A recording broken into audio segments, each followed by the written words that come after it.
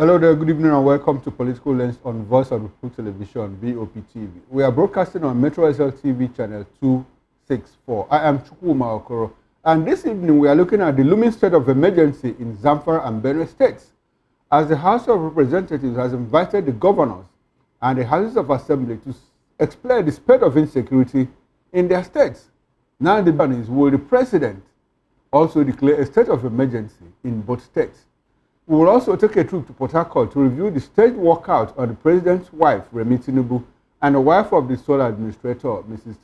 Embarrass, at a renewed Hope Agenda event in Port Harcourt. Well, let's bring in our guests. We are joined by Mr. Dele Fadimo, a seasoned reporter and VOP in-house analyst. He joins us from our Lagos office where we are broadcasting from. Good evening to you, Dele, and thanks for coming to Political. Always my pleasure. Thank you very much. We'll also be joined by Mr. Pius Duko, a journalist and political affairs analyst. He joins us from Port Harcourt. We also have Bishop Bioboku Bob Manuel, who joins us from Port Harcourt. Good evening to you, Bishop, and thanks for coming to Political Lens. Okay, Bishop, you might need to unmute yourself so that we can get your audio feed. Hello, Bishop, can you hear me, sir? Bishop, I need you to unmute yourself so that I can get your audio feed. Okay, I think it's a tech hitch. While we are trying to sort that out, let us get into it right away. Pundits are speculating that a state of emergency looms in Benue and Zamfara states, as the House of Representatives Committee on Public Petitions has summoned the governors of Benue and Zamfara states, alongside the leadership of their Houses of Assembly, to appear before the House on Thursday, May 8th, to explain why their functions should not be taken over by the House of Representatives due to incessant crisis in their states. Well, this is sequel to a petition written by a civil rights organization, Guardians of Democracy and Rule of Law, urging the House to take over the functions of the two Houses of Assembly due to the incessant crisis and killings in the states. The group also, in its petition, stated that the governors have been unable to address insecurity and other challenges in their states. The group therefore called on the National Assembly to intervene. According to a statement signed by the committee's chairman, Mike Etaba, the invited parties were already aware of the facts of the case. According to him, ours is to ensure that the rule of law is upheld at all times. The parties have a wonderful opportunity to state their cases clearly so that Nigerians can know what is going on. Anarchy will never be given any space in our polity, Etaba maintained. The summons from the House of Representatives Committee on Public Petitions dated April 30, 2025 is titled Guardians of Democracy and Rule of Law Petitioner, Urgent Need for the House of Representatives to take over the functions of the Benue State House of Assembly and the Zamfara State House of Assembly. The summons states, summons/sharing notice, whereas the above-named petition is now pending before this committee and the particulars of the petition aforesaid are already within your knowledge, and whereas the petition has been assigned to be heard by the committee for determination, you are hereby required to note sections 88 and 89, subsection C of our Constitution as amended, and appear in person before this committee on Thursday, the 8th day of May 2025 at 2 p.m.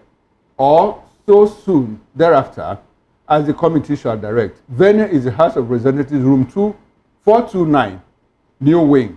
Well, you have to submit 1 soft copy and 10 hard copies of your brief on the matter. And further take notice that if you do not attend the hearing as required, the case may be heard or determined in your absence. And in Rivers State, over the weekend, hundreds of women in Rivers State on Friday staged a walkout during an empowerment program in Port Harcourt, demanding to be addressed by either the First Lady, Senator Remi Tinubu, or the wife of the State Governor, Lady Valerie Simfubara. The event held at the EUI Event Center in GRA Port Harcourt was part of the Renewed Hope Initiative Empowerment Program organized by the Office of the First Lady of Nigeria. It was meant to benefit 500 women in the state with various empowerment items. Expecting the physical presence of the First Lady, the women, many dressed in traditional double wrappers, gathered in anticipation. However, attention rose when Dr. Teresa Ebas, wife of the state sole administrator, was invited to address the crowd in place of Tinubu. The women began chanting, "We want Sim and we want Valerie Fubara," in reference to Governor Similaya, Fubara and his wife, whom they identified as the legitimate First Lady of Rivers State. They added, "We don't know Embarrass. Tinubu is our president, and our governor is Sim Fubara." Speaking to newsmen, one of the women said, "We were told that the First Lady of Nigeria would be here.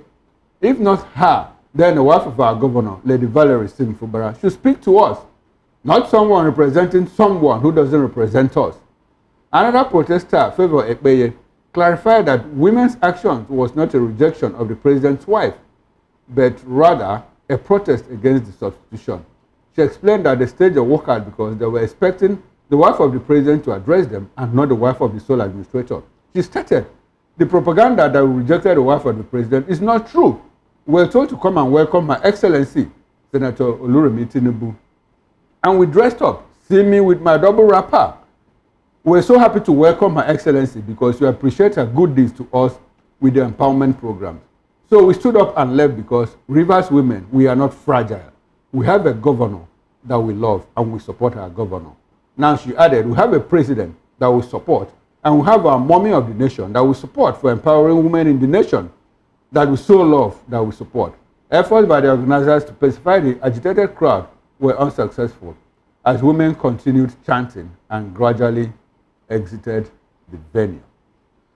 Well, like I told you before, we have Mr. Dele Fanamu here. Before we get to Port Harcourt, let's start with him. Mr. Dele, now, what was your immediate reaction when you heard that the House of Assembly, that House of Representative Committee on Public Petitions had invited the governors and House of Assembly members of Benue and Zamfara states to explain the state of insecurity in their states?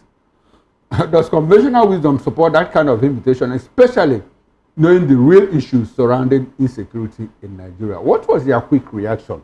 What was your... My reaction came in two folds. Okay. One, I know that they have oversight functions on the states, particularly when the state assembly has not been able to come up strongly to wade into a crisis that have bedeviled those states for quite a long time. For instance, it is clear that Zamfara State is being about 40% taken over by these bandits, okay, who impose taxes, who impose so many things on the villagers and the communities around there. So it calls for emergency. Okay. If there is going to be emergency, it calls for emergency. Because when you have a swath of a particular country being governed by non-state actors, yeah, it is either you take a decisive decision, or that set of people gradually, look at what M23 is doing.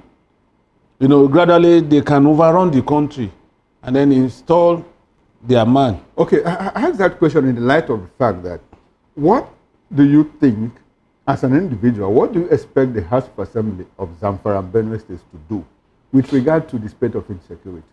Is it in form of legislation? Is it in form of inviting the governor? Is it in form of inviting who to come and For instance, a combination of more than what you have just stated. For instance, I would have expected the State House of Assembly to invite the governor to give updates.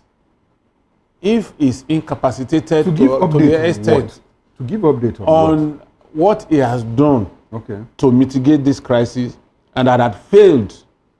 And if it gets to that point, the State Assembly can reach out to the National Assembly and say, look, we are being overwhelmed. Okay. And we need to take certain drastic decisions.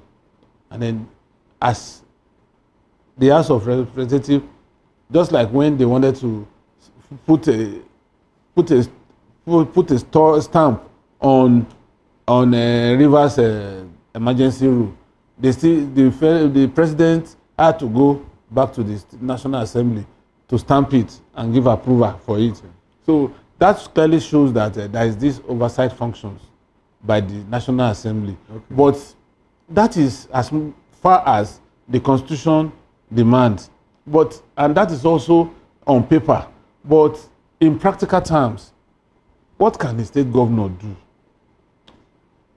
The state governor does not have control over security apparatus even immigration, customs, police, civil defense, army, navy, and air force. They don't have, the state governors don't have control over them. If you call in the brigade commander of Zamfara, a barrack station in Zamfara, to wade into it, he will tell you that he has to clear from his chief of army staff through the general officer commanding of that location. And the overall approval comes from the commander-in-chief of the armed forces, who will also say he needs to contact the national security advisor on some of these things. So the problem with the state governors is that they are suffering double jeopardy. You give me the power to rule, but in the same breath, you are also withdrawing the power through the dictates of the rules of engagement of military personnel that are supposed to quell this riot, or quell this uprising. So for me, okay, I sympathize with the governors because they are helpless. Okay, I was coming to that. Now let's establish contact with Bishop Biobaku Bob Manuel. Good evening, Bishop. Can you hear me now? Yeah, I'm hearing you loud and clear. Okay, very well then. Good to have you on Political Lens. Thank you. Okay, now we are discussing, it's out there that, look, there might be a declaration of the state of emergency in either both Zamfara and Benue states, because the House of Representatives Committee on Public Petition has invited both governors and their Houses of Assembly leadership to come and explain why insecurity persists in their states. When you got this news, what was your first reaction? Is it the right thing? Is it the right route to travel? The House of Representatives, what do they expect the House of Assembly and the governor to do if they factor in everything concerning like what Mr. Fanimo said here? What can the governor do? He is clearly not in charge of security apparatus within his domain. What can the governor do? House of Assembly, what can they do? Is it that the House of Representatives that they don't know all of these limitations? So what do they expect? What was your quick reaction? Well, even in the morning, good evening, panelists and our viewing audience. Yeah, even in the morning, I think we looked at it, though because of time, not holistically. Okay. I said that for me, it's like a big joke. Though the House of National Assembly, through the House of Assembly, have oversight when it comes to when there are issues of legislative imbroglio in the state. Perhaps they're doing their routine job. But first and foremost, just like my brother, the analyst, have spoken, the governors are toothless bulldogs in their states. You can see that they are being intimidated by those who have federal authority, both the political class at the federal level who are working with the president, and also the military. Security, for now, as we know, is in the hands of the president. All parts of the country is the president of all parts of Nigeria. So I don't think the governor should be the first line of, or the assembly they should not be the first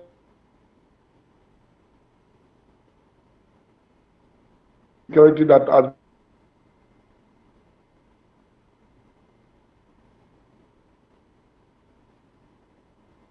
Okay, we seem to be having a network glitch with our connection. The security architecture.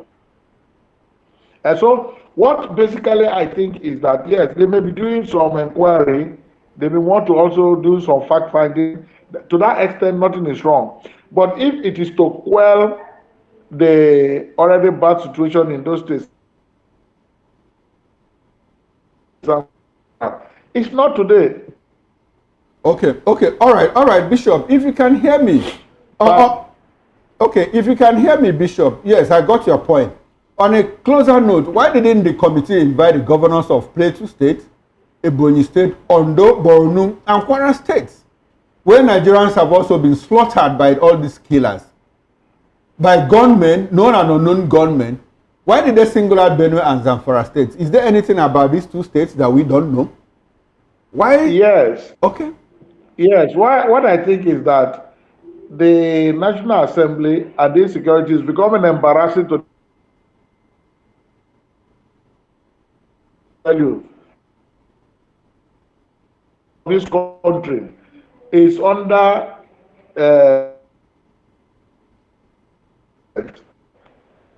the governors are governors of the state, but they don't have complete security mandate and control because they can't give, there is no state police. No, They no, no, cannot give no, no, orders no, to Bishop. I'm sorry, Bishop. I'm sorry to butt in at this moment. We have established all of that. Now, Can you say? my question is, why just Benue and Zamfara states? I mean, we have other flashpoints of insecurity.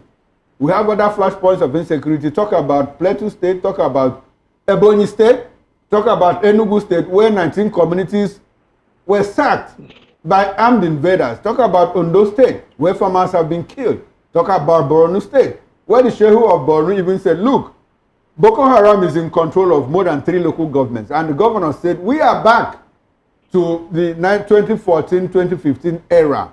And even Kwara State, where we have the Mahmuda terrorist group that is enslaving people. So why just Zamfara and Benue State? Why not invite all of these people so that this thing could be dealt with holistically? That is my question. Is there anything about Benue and Zamfara State that you know that we don't know? That's exactly what I'm saying. That the national security architecture, is not being really energized to a point where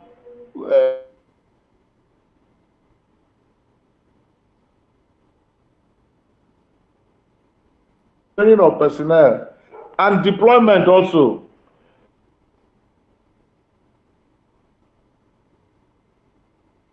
The state actors.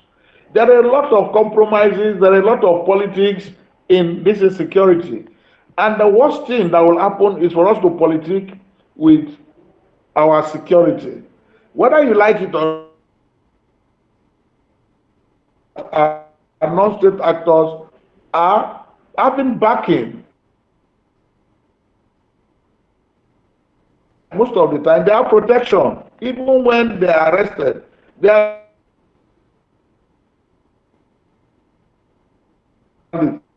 they end up saying they are going to, what do they say? They are going to, there is a name they call it. They are going to, in some cases, demilitarize them and they bring them back to society without any consequence. They are not seen as criminals. They go back again and they join to give information or all that. That's how, with the levity, we treat it. So the way we have treated insecurity has encouraged more criminality. The police are also incapacitated because these boys carry weapons that they are not, illegal weapons that they are not supposed to carry. How does the weapon come in? Exactly my point, Bishop. I'm happy that you have come back to the point where we started from. Why the governors? Why the State House of Assembly? Why not look at the people that are in charge? Okay, now let's come back to the studio where we still have Mr. Fanimo. Now, there are a lot of Nigerians are asking, why didn't the committee invite the Chief of Defense Staff, Chief of Army Staff, the Minister of Defense, Minister of State for Defense, DSS, and NSA? Why pick on the governors? And it goes back to the issue of, does it look like the House of Representatives is just trying to show off? I mean, does it look like a wild goose chase? I mean, do you think anything meaningful will come out of this? I think a couple of times they have invited the National Security Advisor and the Service Chiefs and the CDS, and we have not seen any results after this series of meetings. Maybe they are now not, because they are not getting results from these security operatives. That's why they are turning their searchlight on the governors. I am sure that they want insider information, because the same way the president gets security reports every day from the DSS is the same way the governors also get security reports. So maybe they want insight into some of these security reports and see how best to handle the security situation in all of these states. But one thing that is very clear that we cannot take away from all this is that terrorism is a federal offense and not state. because it's against the state. I mean, it's against the nation. The nation as a state. As a state, nation state. So it's not just Zamfara. Whatever these guys are doing, they also sometimes go into places like Kebbi, they go into places like Sokoto. So they have been allowed to roam like a free ranger. And so if anybody is caught in the web of terrorism, it should be tried by the federal law. And these people, they have done so much damage that they need to be taken care of as quickly as possible. So I don't want to believe, though anything can happen in Nigeria, I don't want to believe at this point that they are angling for declaration of state of emergency in these two states. Because whatever happens to those two states, a state like Plateau also should be factored in. A state like Ondo should be factored in. Because the number of killings in Ondo State in the last 2 months shouldn't be less than 35, 40. Or thereabout. And Plateau the same. Even in Niger, the same. Okay. In some parts of the southeast, we also have such killings. So, all over the country. All over the country. So now it brings, Bishop, let me come back to you. Now let's look at the sincerity of the National Assembly in tackling insecurity at their own level. I said this because experts, people have said that, look, the best way to root out insecurity is to take it out from the roots. I'm talking about the roots. A certain list of sponsors of insecurity were handed over to the government during the Buhari regime, during the Buhari administration, and up until this moment. As we speak, the list was never made public, and nobody has been questioned, nobody prosecuted, and brought to justice. Shouldn't the National Assembly be asking the government to produce that list and do the needful instead of facing the governors in what many people see and call a wild goose chase? Then let's set something diversionary. You clearly know that this is a federal offense and you are picking on the governors. What exactly do you want to achieve? Does it look like they want to be seen as doing something? Or is it that, look, they want to divert attention? I mean, what is it? Why don't they? Does it look like the National Assembly does not know the main thing, the main issues underlying the undercurrents of insecurity in this country? Because most people are saying that, look, this thing is more like public posturing, that nothing is going to come out of it. What's your reaction, Bishop? Yes, there is a saying popularly said that there is no smoke without fire. The National Assembly are not kids. Before they go and invite governors and state actors, they have their plan. And I must tell you that any action that is being taken now is related to 2027. For instance, I will tell you that these things have been going on since the inception of this administration. And it has not been taken seriously. There were change of guards for military rulers, believing that they will up their ante and take care of all these semi-security that has persisted. Now, we should hold those who have been given it well. First of and there should be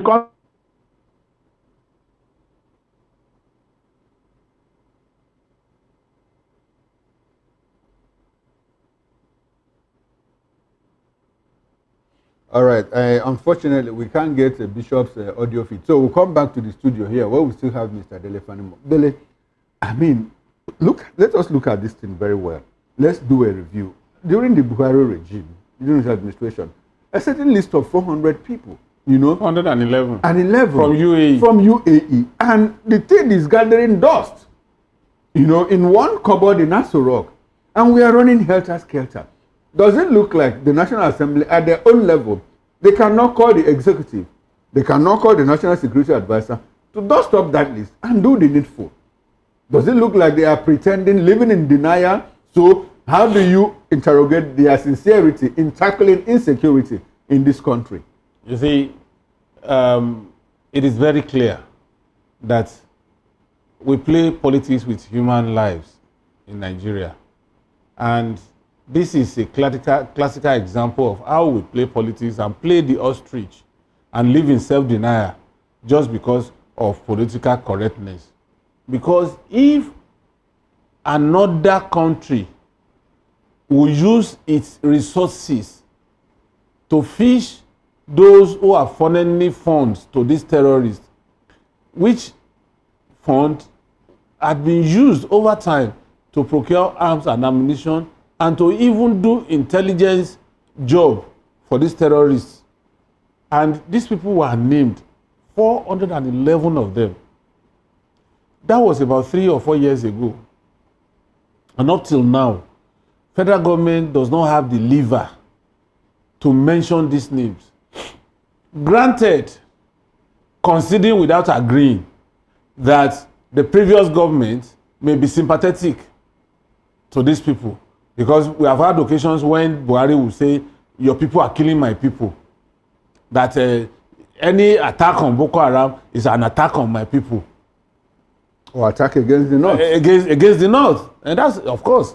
So now, another sheriff is in town who does not have direct affinity with these people.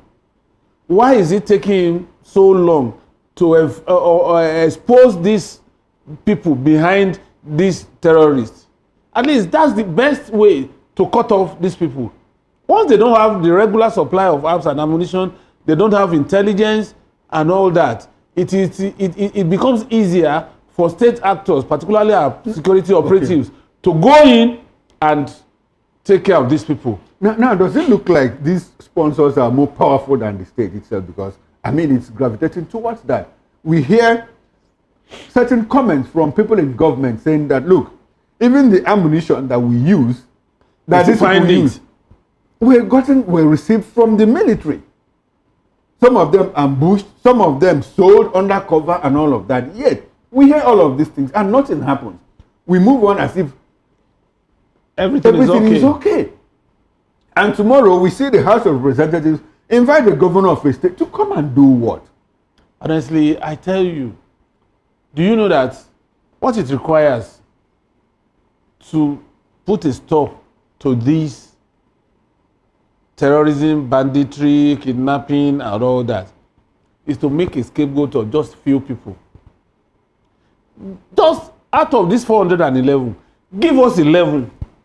Let them face prosecution. Let them have their day in court. Then you would have sent a signal to those who are still behind those 400 that are left, that have not been unraveled, that is no longer what it used to be. And immediately, you see, these terrorists, it's not as if they have this bravado that they don't want to die. Of course, they also enjoy life.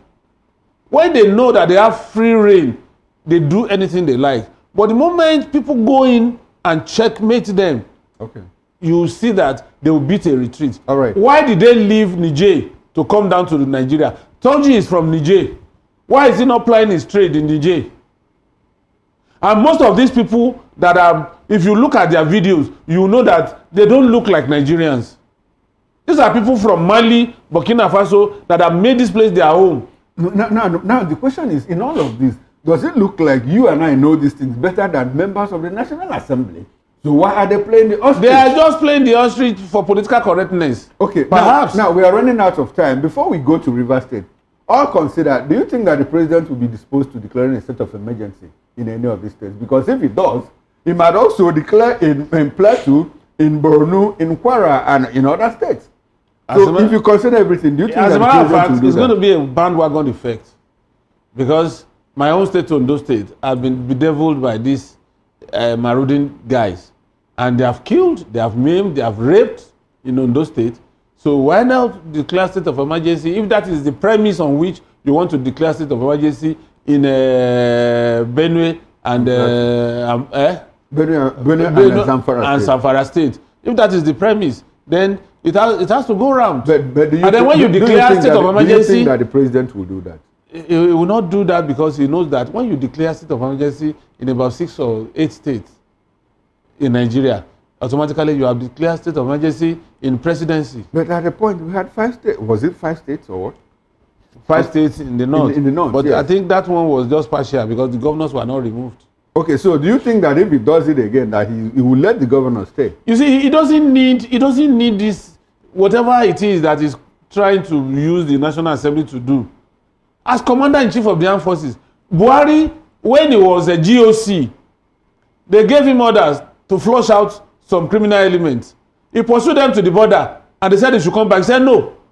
He made sure he exterminated almost 90% of them before he came back. He crossed the border to Niger. Because that was what he felt he could do. Okay.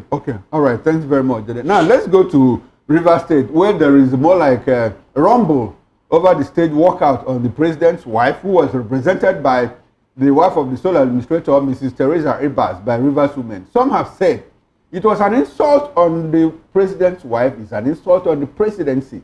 Wike and his media president have been thundering, firing. No, you don't do that. You cannot be asking for peace and you are sponsoring people to disrespect the president's wife and all of that. And others have said, look, it was a valid form of protest by Rivers women. Bishop Bob Manuel, where do you situate the walkout? Was it an insult or was it a protest? You are in Rivers State. Lead us into what happened, at the event, and what is the general feel of the people? Does it look like the people are happy with what happened? Or some people are saying, look, you don't do that. You don't insult the president's wife, no matter who is representing her. Walk us through the situation in Rivers State concerning what happened on Saturday.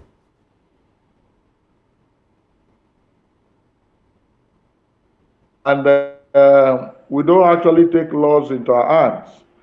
But at the same time, we can express our feelings when we want to do so without any ox being God.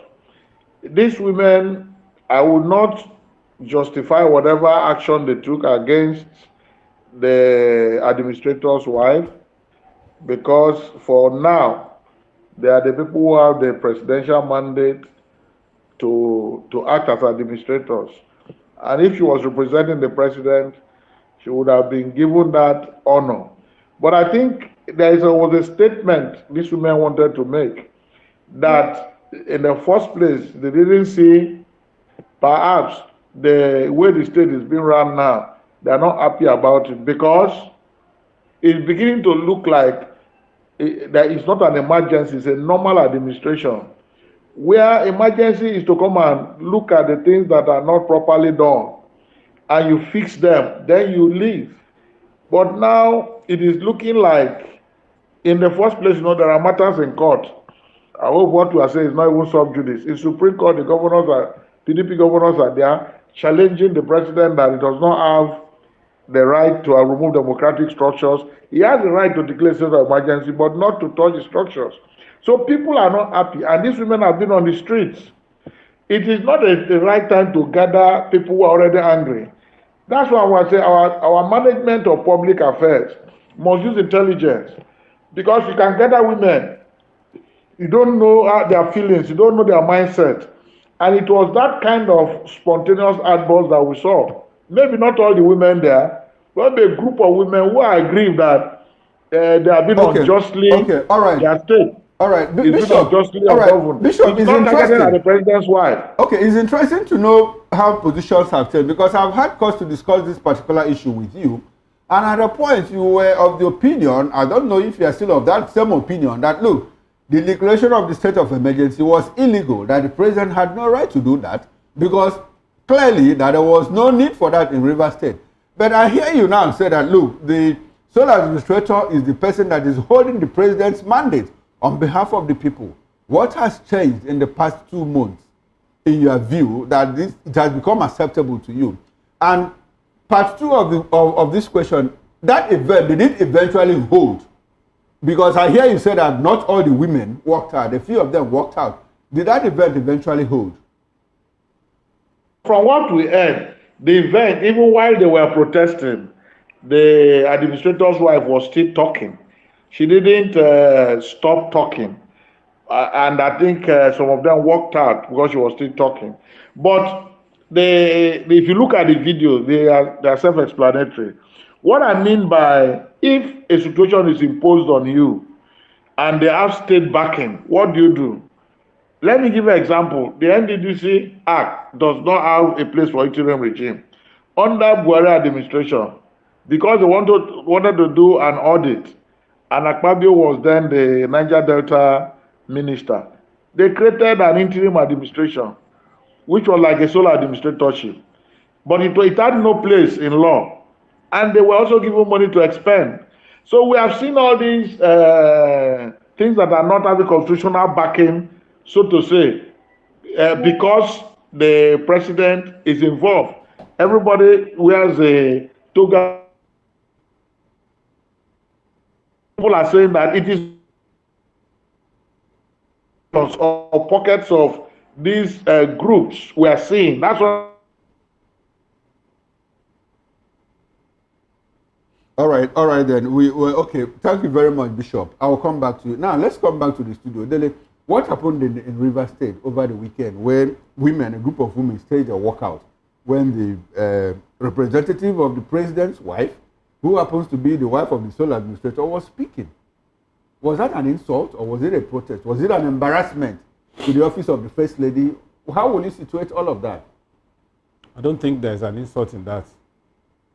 They have the right under the Constitution to show their grievance through protest. There was no violence. There was no attack on anybody.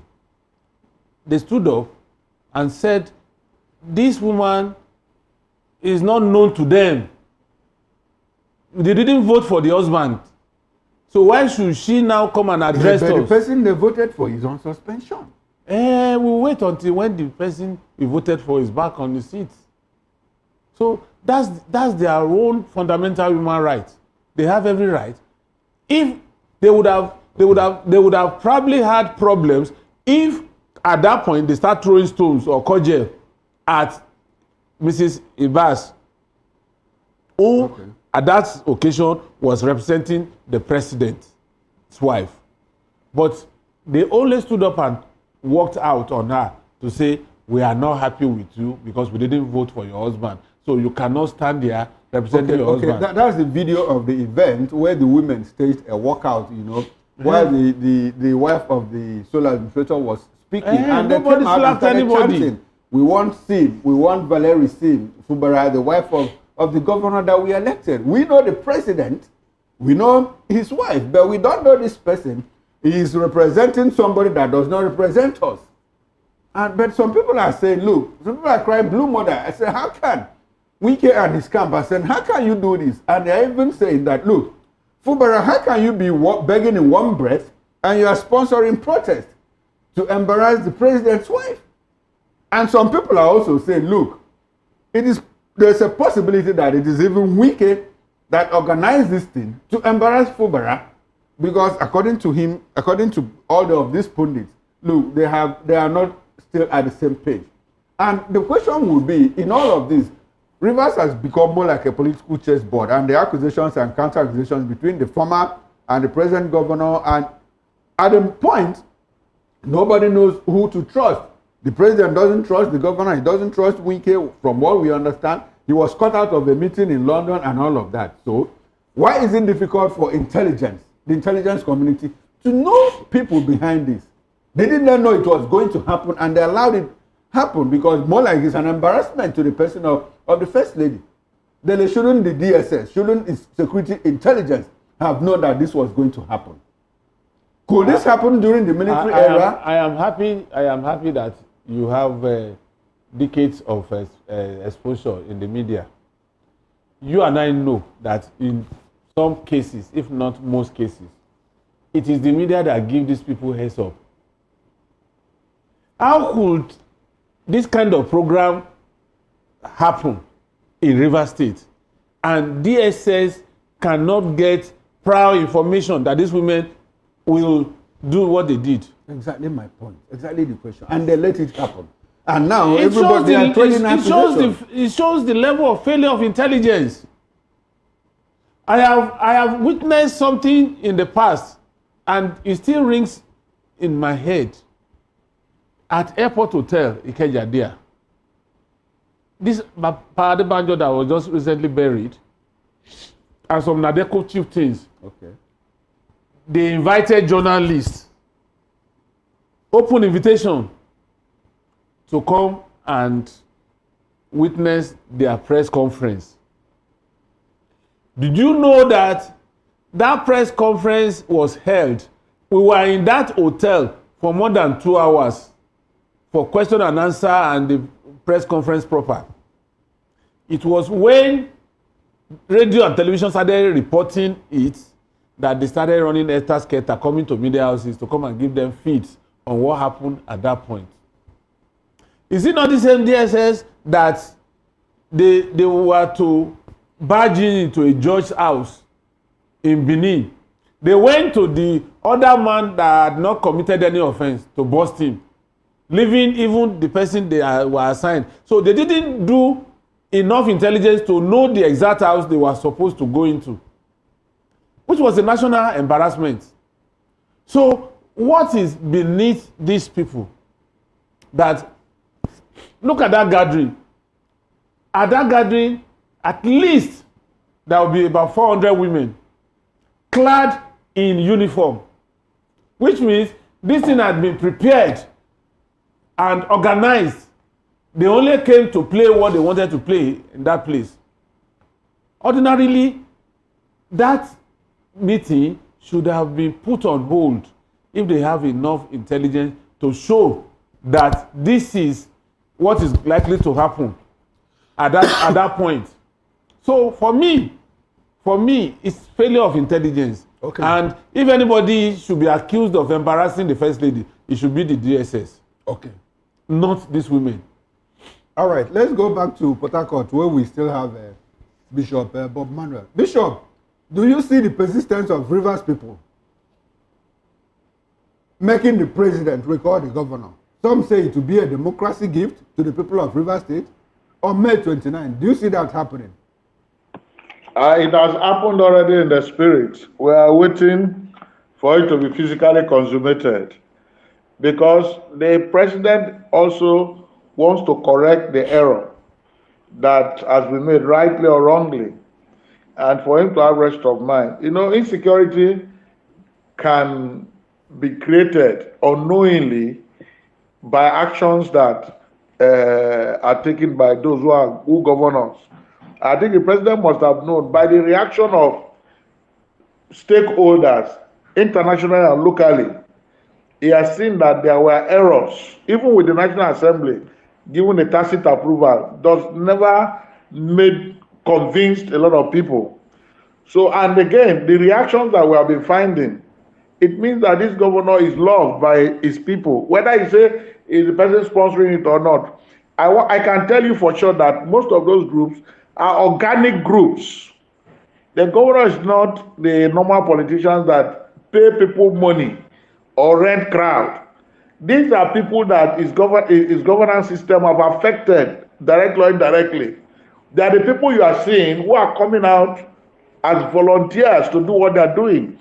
And that testifies that he has a good part of him, even in the face of the imbroglio. All right. So I think that what president should do is to encourage, to look at the political situation and call the stakeholders.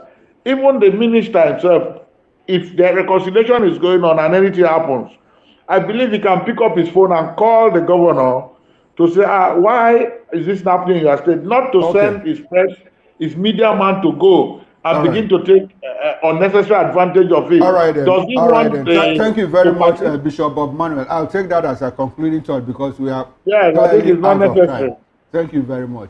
Now back to the studio here. Dele, do you think that the president is likely to call back Fubara by May 27th? More like a democracy gift to the people of Rivers, based on the pressure that is piling, that is mounting on him from all corners, local and international? You see, it's not going to be a direct result of pressure on him. What else would you expect Fubara to do? when he has gone to Dobale to prostrate and coming from his Olympian height to make peace with his traducer, Ike. And according to reports which we have not verified yet, he has conceded to certain conditions which may not be in the best interest of Rivers people. So where does that leave the people of Rivers State? That's the question I keep asking myself and people that we have to get power for the sake of power? Because this man looks like somebody who is innately ambitious just to remain in power. You are mortgaging the future of over 20 million people in a state. All right. Just because you want to be governor, and you have been mortgaging their existence since you started this plan to become governor of Rivers State. Okay, all right. This is where we wrap up the conversation because we are clearly out of time. We've been speaking with Mr. Dele Fanimo, a political and social affairs commentator. He's also VOP in-house analyst. We also had Bishop Biobaku Manuel, a political affairs commentator who joined us from Port Harcourt in Rivers State. Gentlemen, thank you for your presence on Political Lens. We appreciate you. Thank you, Bishop. Thank you, sir. All right, thanks for coming. Thank you very much, Dele. Always my pleasure. All right, on behalf of the backroom staff, I am Chukwuma Okoro. Up next is Issues with Jerry Apollo High. Stay with us.